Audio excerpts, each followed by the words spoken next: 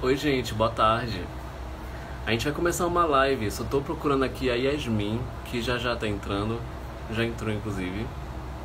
E vamos conversar um pouquinho nessa experiência nova.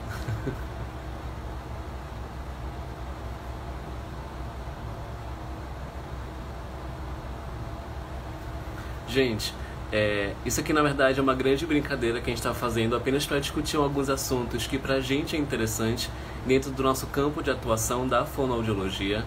E uma brincadeira e uma conversa que eu estava tendo com a Yasmin acabou surgindo a ideia de nós fazermos essa live, certo? Então eu vou chamar aqui ela para a gente conversar um pouquinho. Só que a gente vai abrir um momento para perguntas para quem queira interagir conosco apenas ao final da live, combinado? Esse momento inicial será uma conversa mais da Yasmin comigo e a partir disso a gente vai tentar interagir ao final com vocês, correto?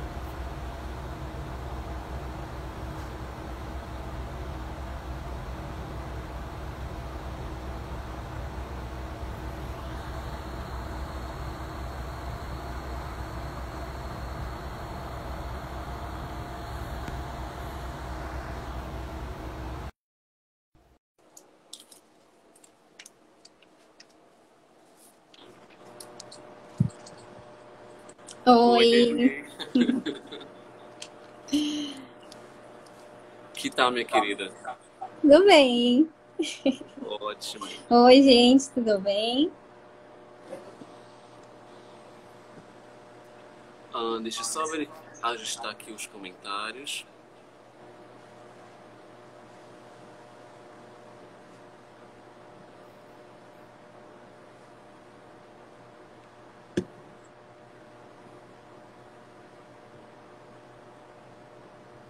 Certo. Yasmin, aparece para você os comentários das pessoas que estão falando aqui agora? Tá aparecendo os antigos, eu não sei se ainda dá para comentar. Certo. Possivelmente ainda vai aparecer para você. Se você apertar um pouquinho em cima dos comentários, o quadrinho de comentários ele diminui para você. Deixa eu ver. Para mim ainda tá aparecendo aqui.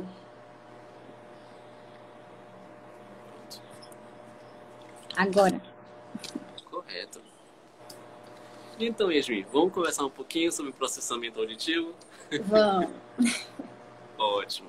Eu sei que esse tema é um tema que tu dominas, que você gosta de falar sobre isso, na mesma frequência com que eu adoro conversar sobre pacientes neurológicos ou pacientes com disfagia.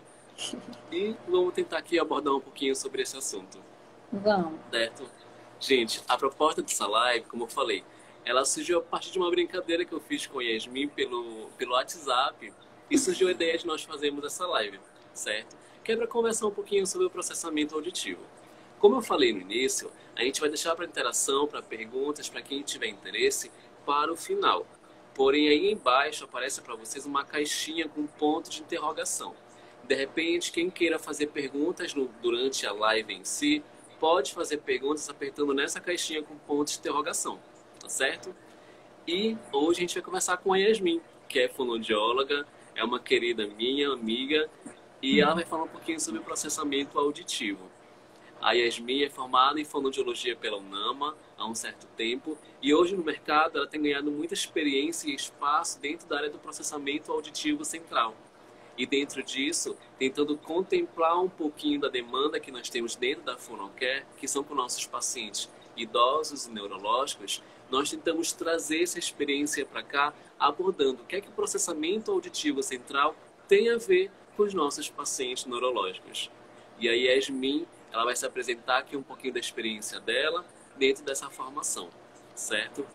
Yasmin, é com muita satisfação que a gente recebe você aqui na nossa casa, no nosso espaço da Fonocare, Eu que para conversar agradeço o um pouquinho convite. sobre essa demanda. E, primeiro de tudo, eu queria saber um pouquinho de você. Porque nós sabemos que você é fonoaudióloga, que você tem experiência com o processamento auditivo. De repente, para quem já segue você por aí, já deve ter visto seu Instagram, e viu como você é muito atuante dentro dessa área do processamento auditivo. Para quem não sabe, a Yasmin foi minha aluna, lá na UNAMA ainda. E eu lembro que na faculdade, a Yasmin ela tinha muita aptidão pela área da linguagem, né? Mas também sempre gostou muito, sempre teve um pé ali dentro também da área da áudio. E Yasmin, como é que foi essa entrada de você dentro da área do processamento auditivo? Você sempre quis da época da faculdade? Foi o caminho que te levou mesmo você sem querer planejar isso para você? Conta um pouquinho pra gente. Então, eu sempre gostei muito da áudio e da linguagem, né? Como você falou. O processamento auditivo meio que eu caí de paraquedas, tá? Então, a minha primeira oportunidade de trabalho foi na áudio. E falaram que eu teria que fazer o exame de processamento e treinamento auditivo. Então, eu fiquei, meu Deus. Mas aí eu fui estudando processamento, fui correndo atrás e topei trabalhar com processamento auditivo. E não me arrependo nem um pouco, porque é uma área que tem tudo a ver, porque tem essa mistura da linguagem com a audiologia, entendeu? Então, a gente precisa ter domínio dessas duas áreas para a gente conseguir atender pacientes com processamento auditivo. Então, deu tudo certo. E no início Encaixou foi muito bem. difícil para você? Oi? E no início dessa entrada no processamento auditivo, foi muito difícil para você entender o processamento auditivo? Não, porque eu já tinha uma base, né, da faculdade, que a gente teve uma base teórica boa, mas fui correr a parte mais na parte, na verdade, da prática mesmo. Então, não, eu não senti dificuldade, assim. Ah, que bom. Foi algo que eu consegui levar bacana logo desde o início, assim. Sempre tem aquele nosso medo, né, primeiro emprego, mas tudo bem. O mundo real, né, Yasmin? O mundo real, fora da Fonoaudiolândia. Exatamente, fora da Fonoaudiolândia. Confesso para você que na época da minha graduação, que não faz tanto tempo assim, eu gostava de processamento auditivo. Até pensei para essa área, gostava. Meu TCC inicialmente ia ter como base no processamento auditivo. Eu sempre gostei muito da terapia de processamento auditivo central. Mas a avaliação, eu te confesso que era um tormento para mim. Como eu tenho meu processamento auditivo alterado, era extremamente complicado pensar naquelas avaliações e como fazer tudo aquilo. Já fez treinamento auditivo, Romo? Já fiz. 2 semanas. Te confesso que foi assim, ó. Porque é difícil. Parece besteira, mas não é. E realmente o processamento auditivo ele é extremamente complexo. Dentro da área da fonoaudiologia, temos uma área específica que é a audiologia. E dentro de uma área mais específica ainda que é o processamento auditivo, que é um mundão dentro de uma área específica. Sim. Mas explica pra gente, Yasmin, o que é de fato o processamento auditivo central? Então, o processamento é o que a gente ouve com o nosso cérebro. Assim, a nossa orelha, ela capta o som, mas é o nosso cérebro que vai escutar, que vai processar e que vai entender aquela informação que chegou. Por exemplo, quando a gente está escutando uma música, a música entra, né, na nossa orelha, mas até então ela não tem significado nenhum. É só um som. Quando chega no cérebro, que aí a gente consegue entender e compreender a letra dessa música. Então a gente escuta com a nossa orelha, mas é o nosso cérebro que vai entender e compreender aquela informação. Entendi. E ao longo disso, o que é que pode dar errado, Yasmin, nesse processo para que não tenha essa interpretação do som? Então, aqueles pacientes que ele tem alguma perda auditiva, eles têm alguma doença neurológica, né? Vamos ver essa base aí. Então, tem alguma alteração no sistema nervoso central, alguma alteração no processamento auditivo. Isso vai causar o transtorno do processamento auditivo, né? Que são aqueles pacientes que eles têm dificuldade de entender em ambiente ruidoso, eles são muito distraídos, eles geralmente não conseguem entender mais de um comando. Então, se a gente vai dar um comando para ele, seu Valdo, pega para mim a carteira, a chave e fecha a janela porque vai chover. Então, provavelmente, quando o seu Valdo chegar na casa dele, a casa dele vai estar alagada, porque ele não vai conseguir lembrar de todos os comandos que é pedido. Então, numa conversa também com várias pessoas, essa pessoa que tem o transtorno do processamento auditivo, ela não consegue acompanhar essa conversa. Então, são essas características principais, assim, do processamento auditivo. Quem tem um transtorno do processamento auditivo. Te confesso que eu me identifico com algumas coisas aí. E aí, Yasmin, você falou sobre transtorno do processamento auditivo, né? Eu lembro que recentemente, estudando algumas coisinhas sobre o assunto, até porque nós temos esse tipo de demanda também dentro da Fonocare, eu vi que, não sei se mudou, se é um termo mais antigo que agora está voltando, não sei. Na minha época, nós discutíamos muito sobre DEPAC, né? Que é o déficit ou dificuldade de processamento auditivo central. Hoje em dia substituiu-se, acho que o D pelo T. Sim. Você fala um pouquinho mais sobre isso pra gente? Agora, o transtorno do processamento auditivo, né? Porque o transtorno, ele remete a algo transitório, que com estimulação você pode melhorar. Então, não é mais algo tão assustador de quando a gente recebia aquele diagnóstico com distúrbio do processamento auditivo central.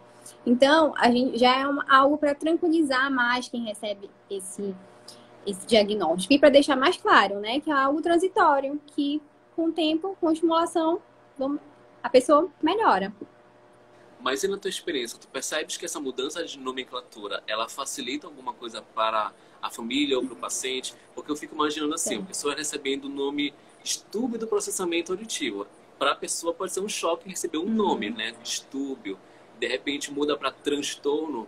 Não, se fosse eu nessa condição, não saberia como lidar com isso.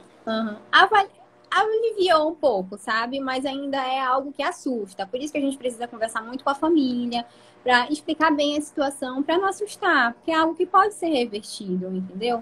Se levar a sério a terapia, as estimulações, fazer as atividades em casa, é algo que tranquilamente pode ser revertido. Entendo. Realmente, tudo depende muito da conceitualização, né? Uma família que entende do conceito, ela entende o que é que significa, então, um transtorno. Mas a gente sabe, Yasmin, que o transtorno está muito focado ao déficit, né, comprometimento de muitas habilidades da audição. Ouvir, como a gente entende, ele não é apenas saber que tem um som ou não, né? O ouvir, ele exige muitas experiências e muitas habilidades refinadas para a gente ter isso como base, para poder interpretar o som como você falou. Você consegue mencionar para a gente algumas habilidades auditivas que são muito comuns serem identificadas como alteradas de uma pessoa? No geral ou com o idoso mesmo? De uma maneira geral. Então, a gente tem a habilidade de fechamento auditivo, né? Temos a habilidade de figura-fundo, temos a habilidade de processamento temporal, já englobando ali a ordenação com a resolução temporal. Então, a habilidade de figura-fundo, ela dá a capacidade da gente entender a fala, verbal ou não verbal, em um ambiente ruidoso. E o fechamento auditivo é quando a gente escuta, né, uma informação, mas essa informação vem, né, de uma maneira mais distorcida. Então, não vem de uma forma clara. Então, as pessoas que têm transtorno de processamento auditivo, elas não conseguem compreender essa informação. E o processamento temporal, ele está envolvido com sons muito parecidos um com o outro, né, intervalos de apitos, de silêncio entre um apito e outro. E esse paciente, ele precisa identificar o silêncio entre esses apitos. Então, trazendo para a nossa realidade, aqueles pacientes que quando ouvem o P e o B não conseguem distinguir o som, o F e o V não conseguem distinguir, porque são sons muito parecidos, entendeu? Então, na ordenação, a gente tem também os sons graves e os sons agudos, tem que também saber essa diferenciação. Então, o processamento temporal ele é muito importante para a gente entender a fala. Então, quando tem essa diferenciação dos sons, com alguém que fala assim muito rápido, tipo eu quando estou nervosa, fala muito rápido, muita palavra em cima da outra. Então, esse paciente que tem dificuldade no processamento temporal, ele vai ter dificuldade de entender a informação dessa frase. E aí, Yasmin, você falou uma coisa que é muito a nossa realidade dentro da terapia com os pacientes neurológicos. É a distinção, né, entre o fonema P e o fonema B, né, que se corresponderia à letra P e à letra B. Muitas vezes na terapia de um paciente que usa a sonda, um paciente que tem alguma alteração vocal, a gente precisa fazer alguns treinos, alguns exercícios com a diferença de sons. Então, eu posso pedir, de repente, para um paciente que usa sonda na terapia fonoaudiológica comigo, falar: seu Fetolino, repete para mim. Pá, pá, pá. Agora fala: pá, pá. São sons diferentes. Consequentemente, tem funções diferentes na prega vocal. E muitas vezes o que a gente encontra como dificuldade na terapia é o seguinte: a gente pede para ele falar um som e ele repete outro som. Ou então a gente pede para ele fazer um ritmo. O ritmo é esse. E ele tem que reproduzir o exercício no mesmo ritmo que a gente. Mas ele está no ritmo completamente ou acelerado ou muito lentificado. E às vezes eles acham que estão certos, que está conseguindo. Não, tá tudo igual. E mostrar para ele a diferença, nossa, é extremamente complicado. Então, isso poderia ser um indicativo já de alguma alteração de processamento auditivo? Sim, sim. Esses sinais que você falou também são característicos do processamento auditivo. Distinguir esses sons muito parecidos, de melodia, prosódia, tudo isso também está envolvido. Interessante. Até por... Aí você fala a questão de prosódia, né? A prosódia para a gente é muito interessante quando a gente pensa na reabilitação de um paciente afásico, cuja prosódia ela serve às vezes como um guia para a gente resgatar o acesso lexical que aquele paciente não apresenta. Então a gente já começa a pensar, né, Yasmin, que o processamento auditivo ele está muito interligado também com outras áreas da fonoaudiologia. Sim, sim. Com a área da voz, com a área da disfagia. Muito Linguagem, legal. cognição, tá tudo envolvido, tudo ligado no cima do outro. E a área da gerontologia, Yasmin? Tem alguma coisa a ver o processamento auditivo com o idoso? Então, foi o que eu estava falando, né? Os idosos, geralmente, eles vêm com essas queixas de não entender o ambiente idoso, ter dificuldade com a memória, né? Dificuldade de compreender vários comandos. Esse idoso também, geralmente, já vem com uma perda auditiva por conta da idade, né? Então, já é uma alteração logo na entrada, né? Logo na orelha interna já vem com prejuízo. Então, quando esse som chega no cérebro, ele já vem um som totalmente distorcido, não vem aquela fala completa. Então, esse paciente, né, já vem com essa dificuldade. Tem também aqueles pacientes idosos que eles precisam usar o aparelho auditivo e não conseguem se adaptar com o aparelho auditivo, né? Porque eles acham que eles só não ouvem direito, mas na verdade, além deles não ouvirem direito, eles também não estão entendendo direito. Então, não adianta aumentar o som, né, da música para ele escutar melhor, se ele não vai estar compreendendo aquela música, não vai estar entendendo aquela música. Então, eles acham que não está fazendo efeito para eles, que não vai resolver, que ele não está ouvindo de qualquer jeito. Então, eles pensam que é o problema do aparelho. Entendeu? Então, tem que mostrar para esses pacientes que não é o problema no aparelho, é porque eles precisam também aprender a entender. Porque muitas das vezes esse idoso ele já veio com uma privação auditiva. Ficou muito tempo sem conversar, sem ter uma estimulação auditiva por conta da perda. Então, ele já vem com esse prejuízo no processamento auditivo também. É bem interessante, né? Porque isso acaba passando por um processo de reorganização neurológica, né? Sim. E aí que outras funções indiretamente ao processamento auditivo, elas se recuperam com a reabilitação do processamento auditivo central. E aí você falou uma coisa interessante com relação à perda auditiva do paciente nessas condições. Então, a perda auditiva, ela é um fator que predispõe à alteração do processamento auditivo? Sim, porque como eu falei, né?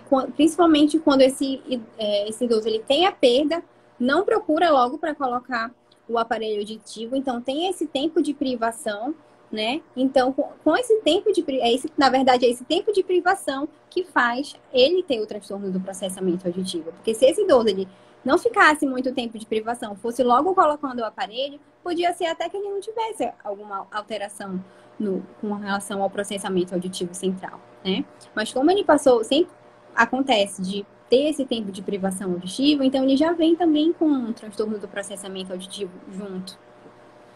E antigamente se considerava que um paciente que tem perda auditiva, ele não é um paciente com indicação de fazer terapia, ou melhor, a avaliação do processamento auditivo. Isso é um mito? Não, assim.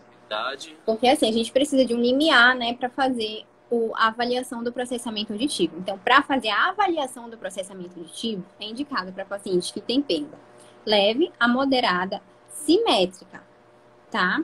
Para poder fazer a avaliação do processamento auditivo. Mas, esses pacientes que têm algum outro tipo de perda, né, que seja assimétrica ou que seja em rampa, pode ser feito a estimulação das habilidades auditivas, pode ser feito o treinamento auditivo, tá? Pode também ser feita a avaliação, mas não como a fim diagnóstico, tá? Como a fim só de acompanhar, analisar aquele paciente, entender melhor. Mas não a fim diagnóstico. A fim diagnóstico só leve, moderada, simétrica. E com o paciente neurológico, Yasmin? Seria então pior esses resultados? Então, né? O paciente neurológico, ele já vem, né, com uma dificuldade de compreensão, já vem com uma alteração da cognição, uma alteração da linguagem. Então, tudo isso também acaba afetando o processamento auditivo, né? Acaba tendo impacto no processamento auditivo central. Como eu falei, tá tudo interligado um no outro. Se um não está funcionando tão bem, o outro também não vai estar funcionando legal. Por isso que quando a gente vai começar um treinamento auditivo, é muito importante a gente fazer avaliação de cognição com esse idoso, avaliação neuropsicológica, avaliação neurofisiológica, avaliação de linguagem, para a gente entender esse paciente como um todo. Para na hora de avaliar, a gente avaliar de fato as habilidades auditivas desse paciente e fazer com que essas outras alterações não saiam do foco da nossa avaliação. Né? Então, se esse idoso vier com uma dificuldade de linguagem expressiva, receptiva e um problema de cognição, a gente tem que ter muito cuidado na hora de avaliar esse paciente, tá? Então, às vezes, a gente nem consegue avaliar esse paciente por conta dessas dificuldades. Nem sempre a gente consegue.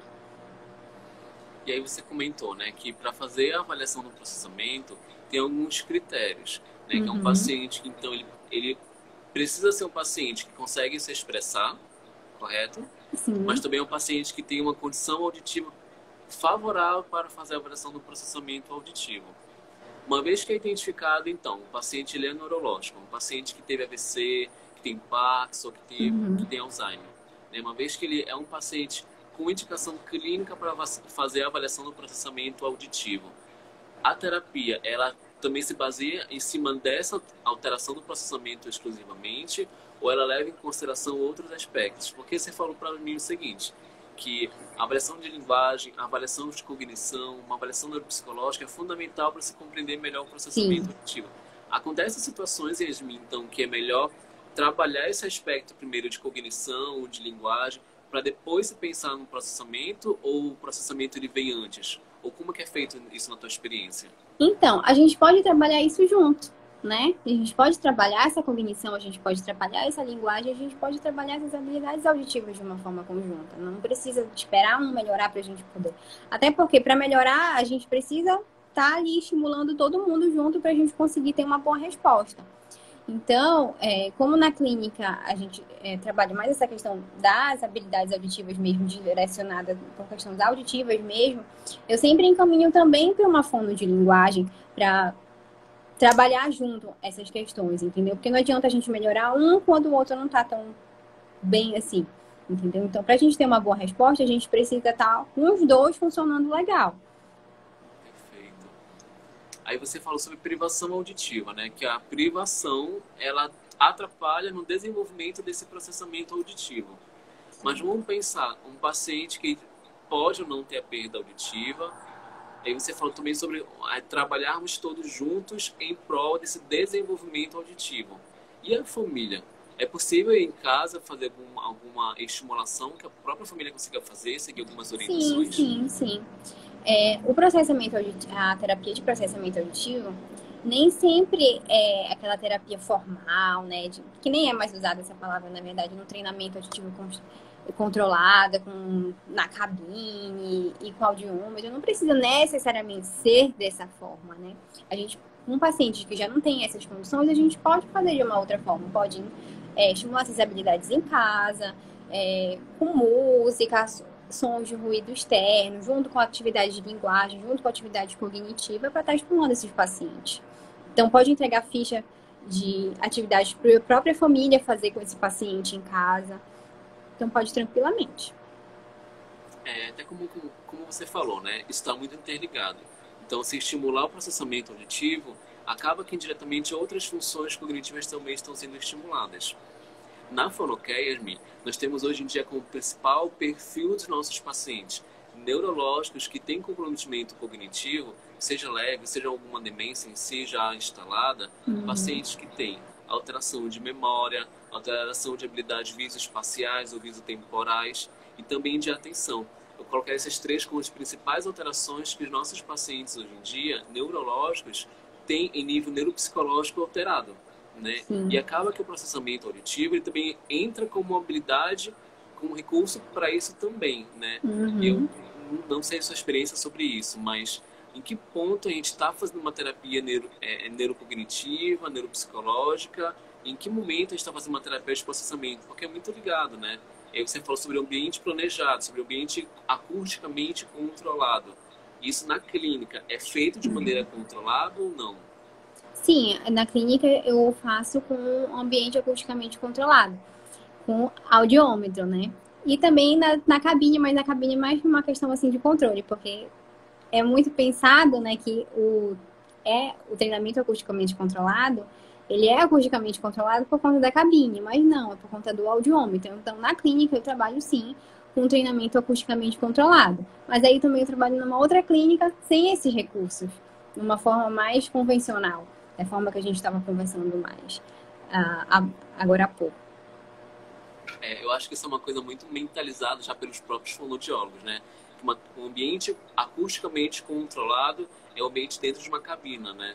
E aí o paciente tem que ficar lá dentro paradinho fazendo todos os exercícios que o fono pede. Mas eu que sou fono já fico angustiado de ficar numa cabina fazendo audiometria. Tem paciente que não gosta de jeito nenhum, principalmente paciente que tem ansiedade. Eles vão já com medo. Eu tenho uma paciente que ela é idosa, ela tem ansiedade. Ela já vai assim com medo. Eu abro a porta e ela já fala: você não vai fechar a cabine, não, né? Então eu nem trabalho mais dentro da cabine com esse paciente, sabe? Porque não é necessário, a gente não precisa disso, entendeu? Mas já teve alguma situação engraçada, Yasmin, de você com um paciente dentro da cabina? Eu te confesso que uma vez na Unama, quando Já eu era até aluno ainda, dormiram. já aconteceu de o paciente começar... A gente tem aquela situação dentro da audiometria, né? Ouviu o apito, ouviu o som, levanta a mão pra mim. E ele ia levantando, levantando, levantando. E começou que essa mão foi diminuindo. Já, bastante. Principalmente quando eu coloco aquelas músicas de Mozart, sabe? Peço pra ele falar, levanta a mão no silêncio, quando der o silêncio, a pausa da música, aí você levanta a mão. Dorme na hora. Interessante. E aí você falou sobre o ambiente acusticamente controlado, que não é necessariamente com a cabina, mas ele é feito com o audiômetro. Isso. A nossa realidade hoje em dia é um atendimento em domicílio. Existe a possibilidade de fazer esse mesmo controle acústico em domicílio? Sim, hoje a gente já tem audiômetros portáteis, né? Tem também o Mini Pack, se eu não me engano é esse o nome. Que é um aparelhozinho pequenininho que dá para fazer também o treinamento auditivo por ele. Pelo audiômetro também, aqueles portáteis, dá para fazer em casa também. Interessante. Mas e aí a família? Participa desse ambiente controlado ou ele é controlado por não ter outros estímulos que possam... Não, a gente pode envolver a família junto também, todo mundo participar da estimulação. Pode ser feito também. Até bom já é mais um ruído para o paciente. Yasmin, e diante de pacientes com doenças degenerativas, né? Vamos pensar no paciente com Parkinson, com Alzheimer, ou com paciente com esclerose lateral amiotrófica. Embora a gente saiba que sejam pacientes com perfis cognitivos diferentes, um paciente com ela ou um paciente com Parkinson, geralmente ele mantém a função cognitiva muito bem durante todo o progresso da doença, né? Até as fases mais avançadas. Um paciente com Alzheimer, às vezes já na fase intermediária da doença, já começa a apresentar alterações cognitivas importantes para a gente, né? E o processamento auditivo para esses pacientes, ele é indicado ou não? Sim, como você mesmo falou, né? Eu vou dar um exemplo aqui do Alzheimer. Que o Alzheimer ele é caracterizado por uma perda, né, gradativa de memória das funções cognitivas. Então, está envolvida percepção visual, funções executivas, atenção e linguagem. Então, essas características, elas podem influenciar também na habilidade auditiva. Dando o exemplo também do Parkinson, que é uma doença degenerativa, né? Então, essa degeneração ocorre também na orelha interna e no sistema nervoso central. Então, ele também é um paciente característico para fazer treinamento auditivo. E fazer avaliação auditiva, como você falou, né, na questão da cognição, se até ali tiver tudo ok, a avaliação de linguagem também tiver tudo ok, e for um paciente que possa fazer avaliação tranquilamente também. E o treinamento auditivo já foi comprovado que também dá resultado com esses pacientes, tá? Porque o treinamento, ele trabalha com a na neuroplasticidade, né? Então a gente é capaz de moldar o cérebro, moldar o sistema nervoso central com uma estrutura externa, que no caso é o nosso treinamento auditivo, através de repetidas estimulações. Então, a gente pode moldar esse cérebro e pode melhorar as habilidades auditivas desse paciente também. Eu gosto de comparar com a academia, que na academia, para a gente ter um bom resultado, a gente precisa ir direitinho para os treinos, precisa ter uma boa alimentação para a gente conseguir alcançar nossos objetivos. Na terapia acusticamente, na terapia auditiva, né, a mesma coisa. A gente precisa ir em todas as sessões, a gente precisa fazer as atividades em casa para a gente conseguir alcançar essa plasticidade nesse paciente. Certo, interessante. E é uma coisa que muitas vezes acaba passando batido pelo próprio fonoaudiólogo, né? Sim. Eu digo isso por realidade. A gente é formado dentro de uma mentalidade do seguinte, que ambiente hospitalar é para disfagia e ambiente clínico com audiômetro para audiologia exclusivamente. E aí você já vem trazendo para a gente uma outra realidade, Yasmin, que eu acho fabuloso. Por isso que as novas gerações elas estão bombando nesse nível de atualização em fonoaudiologia, né? Dentro de um ambiente puramente audiológico, existe linguagem, existe a neuropsicologia. Né? Dentro do ambiente hospitalar, no leito, também pode existir processamento auditivo, também pode existir... Que não é a nossa realidade, né? Mas pode. Sim, exatamente. Te confesso que é um grande desafio, porque eu trabalho em hospital atualmente. E lidar com a neuropsicologia, um paciente no leito, às vezes é um grande desafio. Seja por uma questão de carga horária de trabalho, a rotina do serviço ela não facilita tanto, até mesmo a própria disposição, materiais que a gente precisa para estar com esse paciente, nem sempre é tão fácil assim de limpar, de esterilizar, de ter uma precaução com relação à infecção, mas que é sempre importante a gente também pensar sobre essa possibilidade. Não é verdade? Muito interessante. Com certeza. Yasmin, e fala para mim, com relação ao paciente com Parkinson. A gente sabe que o paciente com Parkinson, ele é uma doença progressiva, porém é uma doença instável, né? Que existe momentos que o paciente está clinicamente muito bem e existe momentos em que não, né? Que seria o efeito on-off da doença, né? O efeito que o medicamento está muito bem e uma hora que eu faço do medicamento está com menos dose e, consequentemente, menos efeito. Existiria, então, uma diferença auditiva para esses pacientes por efeito de medicamento? Sim, pode acontecer, né, que por conta de medicamento, ele não tem um momento que ele vai e receba bem essas estimulações e tem um momento que ele não receba tão bem essas estimulações. Mas não é por isso que a gente vai deixar de estimular essas habilidades por conta dessas situações. Porque com esses pacientes, o que eu vejo muito é que levam muito em consideração a questão da linguagem, a questão da cognição, mas esquecem das habilidades auditivas, não levam tanto em consideração, acham que não é importante, né? Não é tão necessário. Mas sim, a gente pode fazer essa estimulação também dessas habilidades auditivas com esses pacientes. E no caso dos pacientes com demência, né? A gente sabe que existem tipos de demência, mas a demência mais comum, que todo mundo pensa logo por isso, quando se fala em demência, é a demência de Alzheimer, que é um tipo das 5 demências hoje em dia descritas. Não que exista só essa, mas são as mais comuns encontradas. Em pacientes com demência, Yasmin, vale a pena ou não vale a pena? Porque um paciente é completamente instável, né? Em nível de cognição, às vezes em nível de consciência, às vezes até em nível emocional. Ora ele é um paciente extremamente receptivo, que quer estar com você, outra hora você chega perto dele, ele já te manda para longe porque não está a fim de fazer terapia. Com esses pacientes instáveis, é interessante pensar no processamento auditivo? Então, aí já é muito de caso a caso, né? Tem que ver se esse paciente vai querer, vai aceitar esse tipo de estimulação, né? Porque o paciente assim, já está numa situação mais complicada e tudo. Então, é uma questão da gente ver se realmente avaliar esse paciente, ver se vai ser válido essa estimulação, entendeu? Mas foi como eu falei, a avaliação das habilidades auditivas, elas podem aparecer indiretamente junto nas outras habilidades, não precisa estimular diretamente as habilidades auditivas, né? A gente pode estimular a linguagem, a cognição e colocar a habilidade auditiva, assim, num terceiro ponto, assim, por trás, entendeu? Então, dessa forma, eu acho que seria mais interessante nesses pacientes. Muito bom. Deixa eu ver aqui, Yasmin, se alguém está comentando alguma coisa. Eu vou ativar nesse momento os nossos comentários. Até porque quando a gente pensa em processamento auditivo, eu acho que é uma das últimas coisas que a gente imagina em paciente neurológico com esse tipo de demanda, né? E essa questão da demência que tu falou também é muito interessante, porque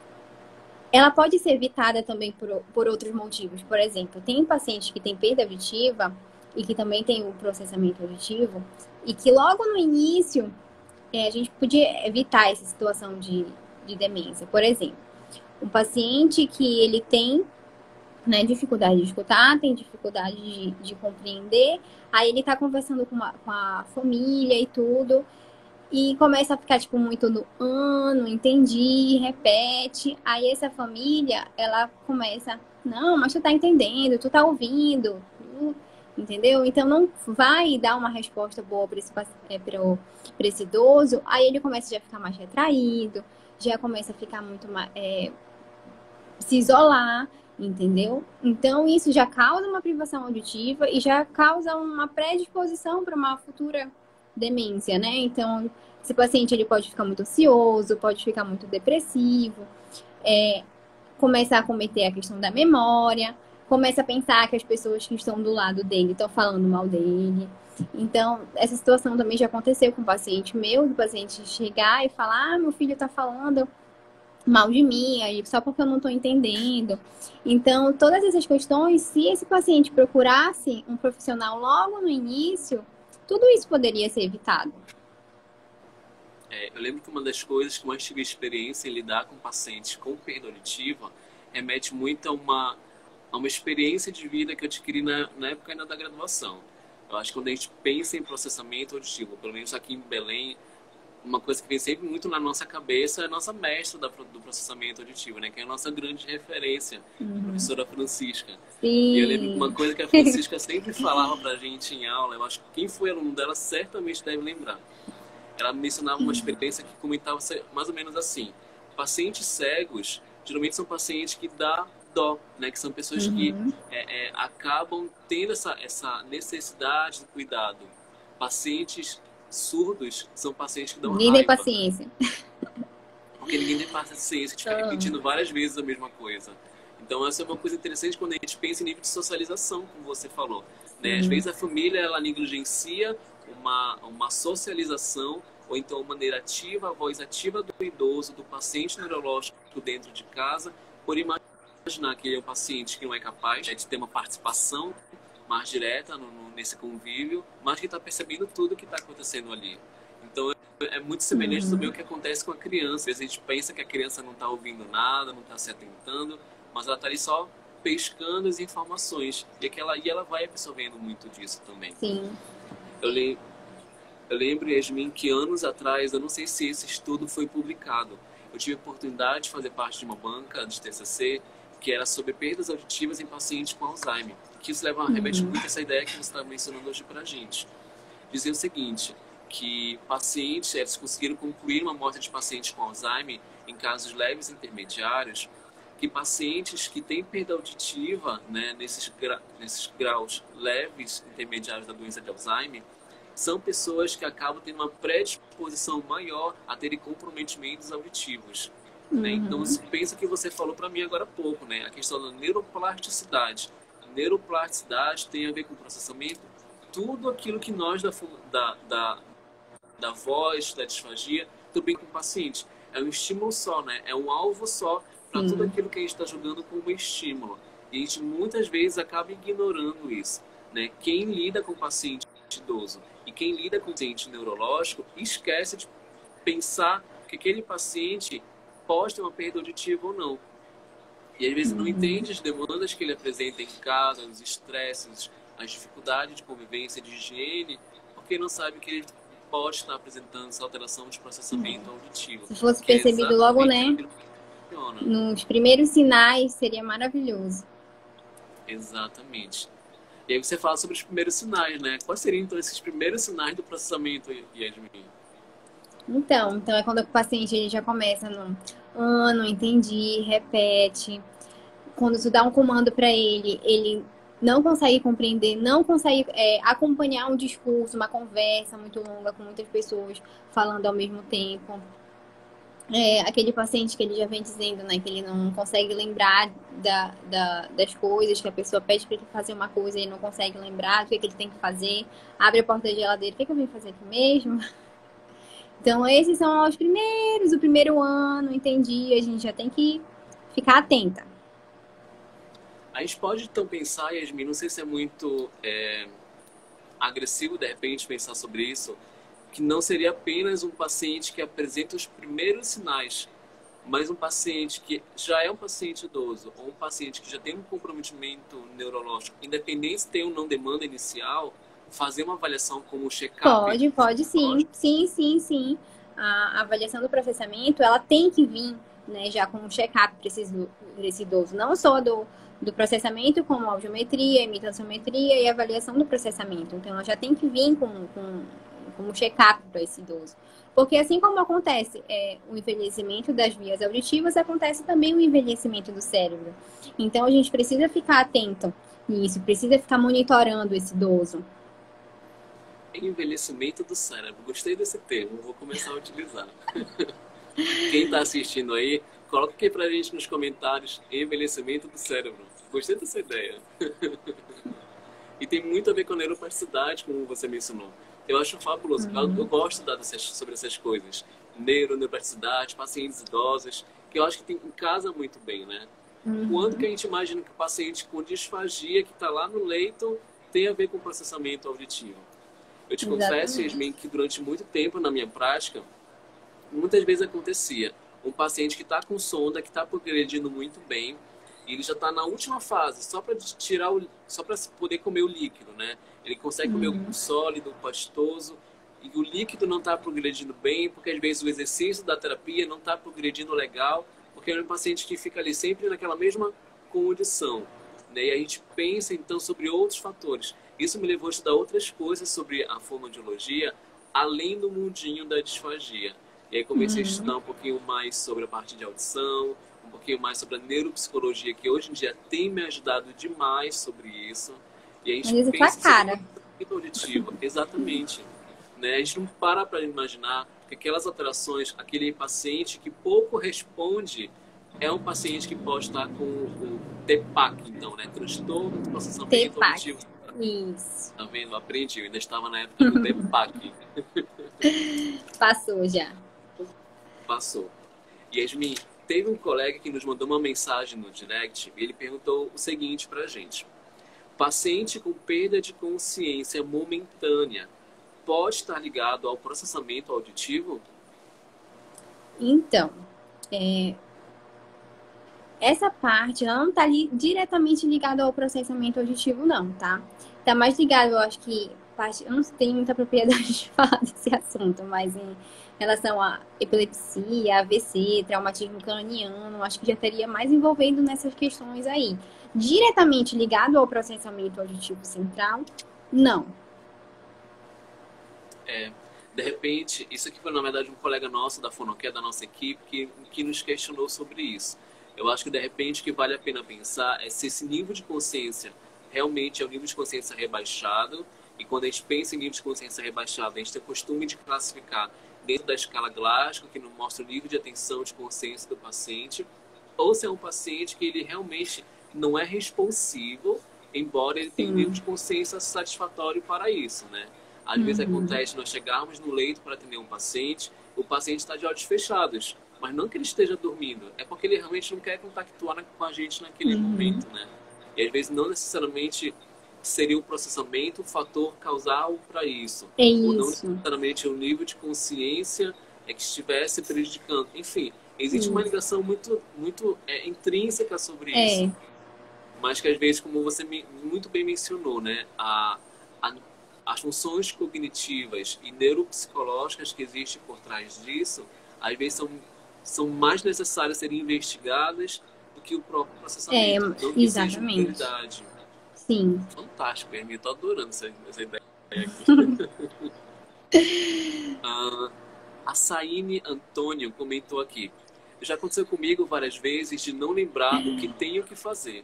Geralmente coisas mecânicas que não preciso pensar muito para fazer. Eu acho que muito aquela questão do esquecimento, não é verdade? Só que assim, a memória, ela não está, com um caso isolado, ela não está diretamente ligada, né, ao transtorno do processamento auditivo. Mas ela pode aparecer como consequência do transtorno do processamento auditivo. Porque assim, para a gente memorizar, a gente precisa, primeiro, ouvir, né? Precisa processar esse som para depois a gente chegar para memorizar.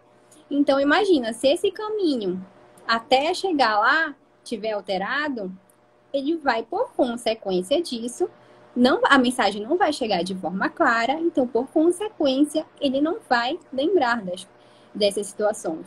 Mas quando a memória vem de caso isolado, só em relação à memória, então a gente já tem que pensar em outras questões. Pode ser também que esse paciente que tenha alguma alteração, né, de memória e também tenha o transtorno do processamento auditivo. Ou pode ser porque ele tem o transtorno do processamento auditivo e, por consequência, teve problema de memória. Exatamente. Muito interessante. A Isabel Cristina Carmo, obrigado, Isabel, pela participação. Ela comentou uma coisa interessante sobre o sistema límbico. É interessante a gente pensar sobre isso, porque muitos pacientes neurológicos, eles apresentam alteração disso também, né? Vamos pensar então no nosso paciente com Parkinson, que dentre todos os hormônios que estão alterados, né, todos os neurotransmissores, isso também prejudica diretamente o sistema límbico. E aí o paciente que tem alteração de processamento auditivo, o treino do processamento auditivo, a melhora das funções cognitivas, a reorganização neurológica para esse idoso, é uma coisa que pode atingir diretamente esse sistema límbico, que é o prazer, né? Que eu querer fazer. Sim, exatamente. Que quer estar em terapia com a gente. E é que a gente tem muita dificuldade com os idosos, né? A motivar eles a irem para a terapia, porque muitas das vezes eles não querem, acham que é mais uma coisa que eles, mais um problema que vai ter. Então eles precisam ser muito motivados para realmente irem todas as sessões para a gente conseguir um bom alcançar os objetivos assim com eles. Muito bacana. A Ale Antônio marca uma consulta com a Fono e Yasmin. Olha, já tá conseguindo paciente aqui pela live. A Cindy, grande beijo pra você. Quais orientações, Yasmin, são necessárias à família do idoso que tem... Primeiro, paciência, tá? Então, a gente precisa... Se esse idoso está pedindo para repetir de novo, repete de novo, de uma forma mais clara. Não precisa repetir idêntico como falou. Repete de uma forma mais pausada, de uma outra forma para ele conseguir entender melhor. Quando estiver conversando com ele e estiver de costa, evita. Conversa de frente, olho a olho, para ele conseguir compreender melhor o que você está falando.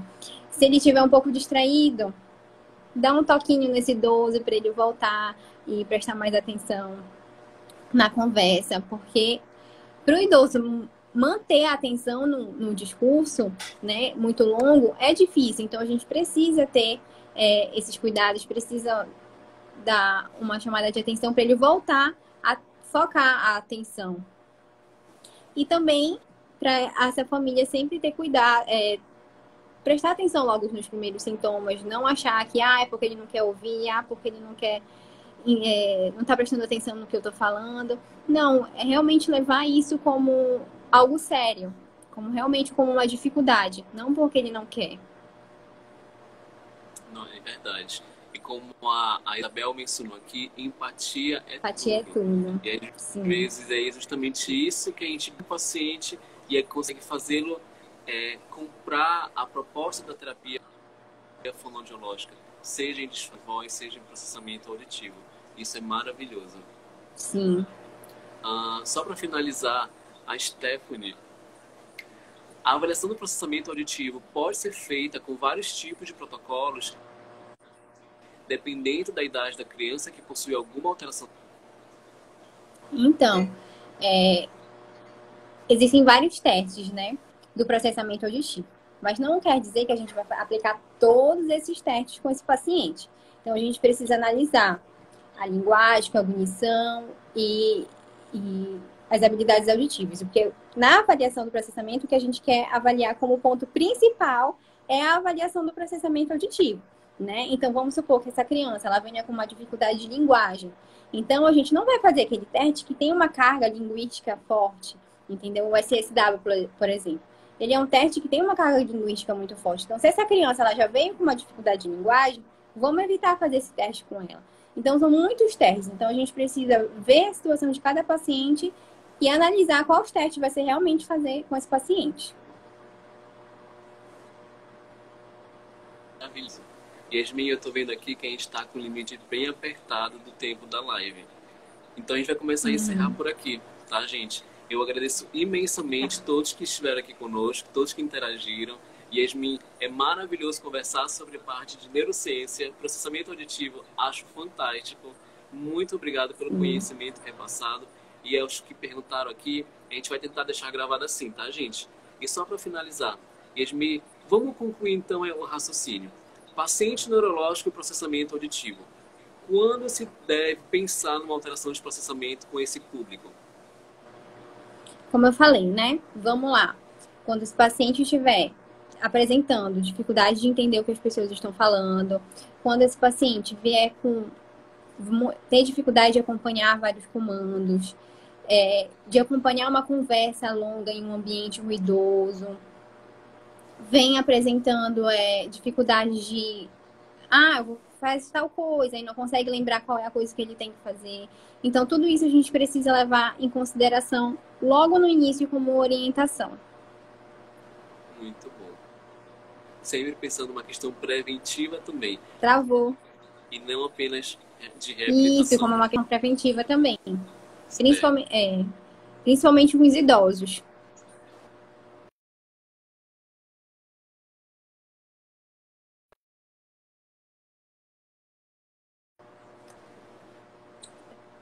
Certo. Deu uma travada aqui pra mim. Nós já vamos finalizar a live pela questão do horário.